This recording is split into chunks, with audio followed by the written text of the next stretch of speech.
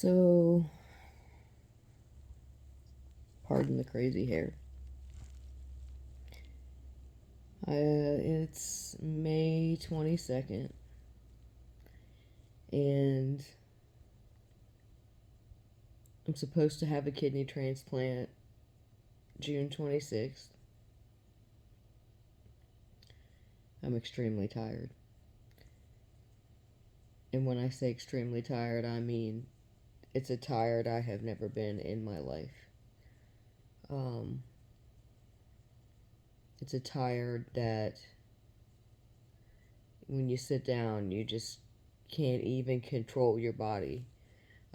It's that tired, like you've worked all day long out in the heat, you're exhausted and dehydrated, and your muscles hurt, and you just sit down and you can't do anything else. And it's an emotional tired that I can't even describe. I don't think people know or understand what it is like for those with kidney failure, um, just before they go on dialysis, or even those who are on dialysis. You're really, it's just very little between you and death, and you can feel it. You get anemia so bad that just you just have all kinds of issues from it. You mentally can't focus. You physically get out of breath because there's not enough oxygen. Um, you get dizzy because you don't get enough oxygen.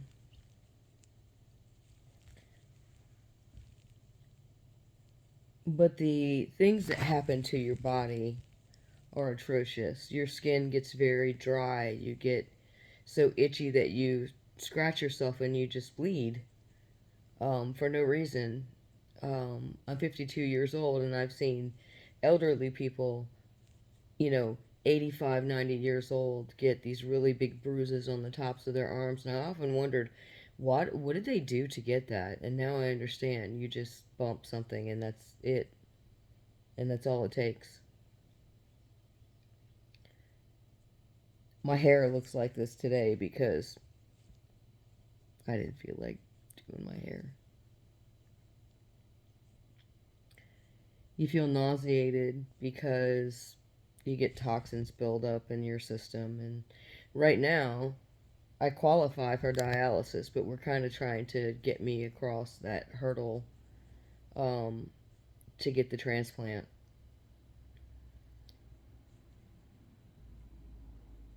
You think about things that are,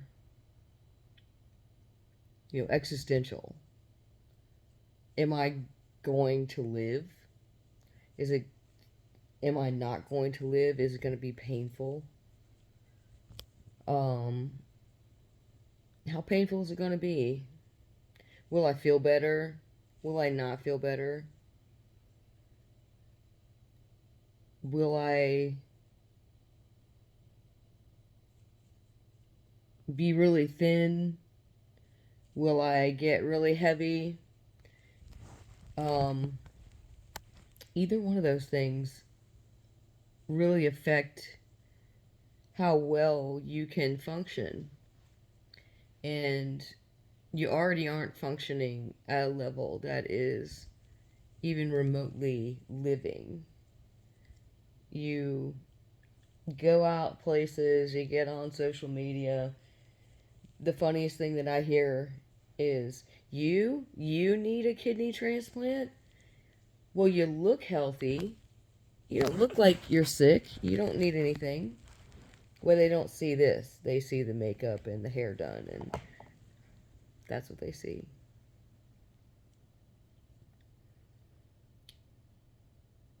You get on social media and take a pretty picture and smile, and people are like, man, you look so good. And I'm like, no, It took me an hour and a half just to get that, and I can still see the difference just from 6 months ago.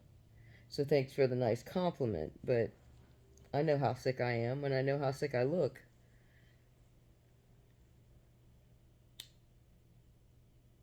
Things like house cleaning don't become a priority anymore. You give up on it. There's no point in it at that point. You're not trying to impress anybody. What you're trying to do is live. Um, then you get petty people in your life too. Everybody, we all have petty people. All of us do. We have people that like to pick,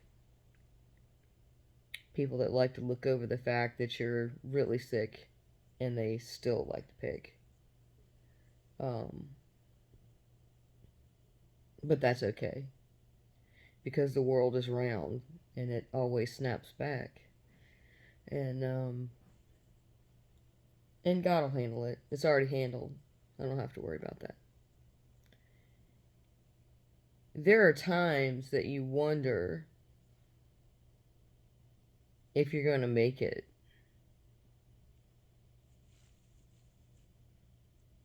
I mean, I've been here 52 years. I'm going to make it. I know I'm going to make it. There hadn't been anything yet to take me out.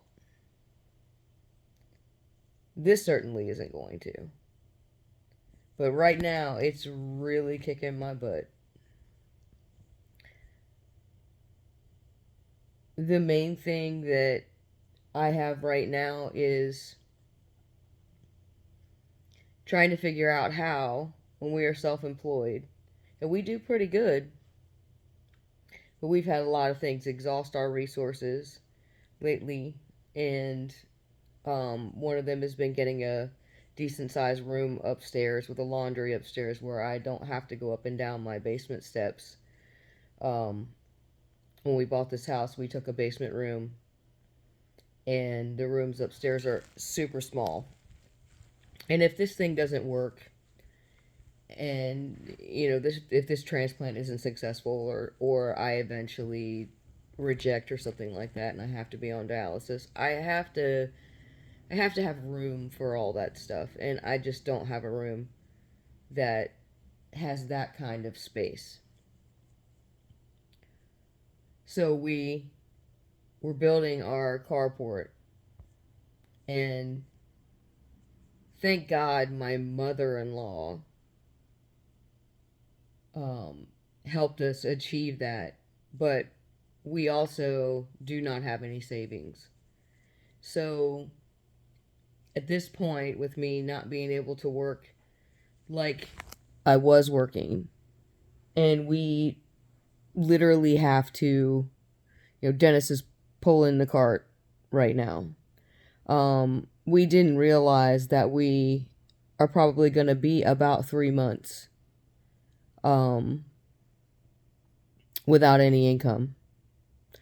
There is a grant that comes with living donors. I did fill out for it. I did turn it in, but we also don't know if that's going to be enough to get us through. So I plan on doing a GoFundMe. I've never done anything like that for myself. I've always done it for other people, but I've never done one for myself. So, it's very odd to me to do that. But I'm going to do it. I need it. So I'm going to put one up. I'm going to put one up probably sometime this week. And hopefully we get enough to help make us through, make it through, and we can get through the next couple of months easily.